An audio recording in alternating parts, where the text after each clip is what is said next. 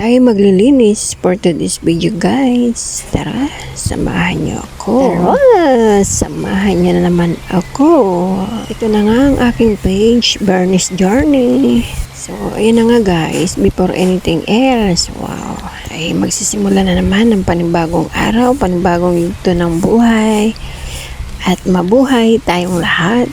At kung napanood niyo yung una kong video, sa unang yugto, ito na po yung pangalawang yugto na habang ako nandirito sa probinsya at ang aking buhay dito sa probinsya. Tara, simulan na natin. Para hindi na sila mahirapang mag-isip sa akin, ginawan ko na lang ng video. Dahil simula nung dumating talaga ako, guys, hindi ako gumagala dahil alam ko marami akong pagkakaabalahan pagdating marami pang bagay na dapat kong unahin. Kaya dito na muna tayo, guys. Saka na lang yung gala habang wala tayong pera.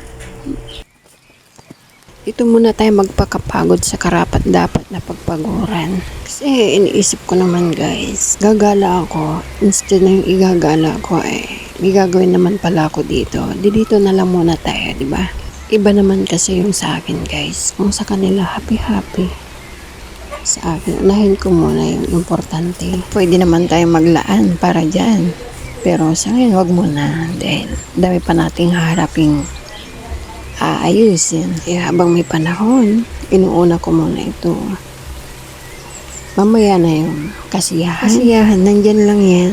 Maghahanapin mo yung kasiyahan. Talagang nandyan, kasiyahan. Yung magagawa mo yan.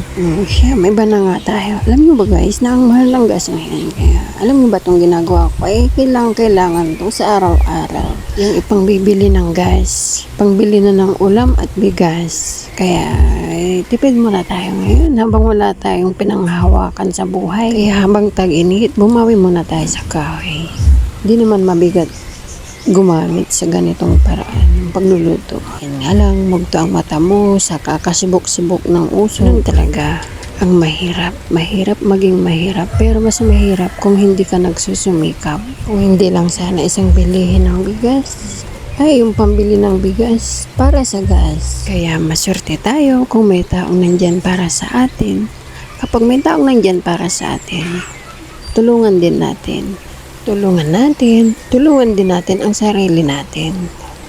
Magtulungan ba para yung buhay ay magaan? Kahit hirap, magaan. Sanay naman tayo dyan. Yan na yung kinalakihan natin.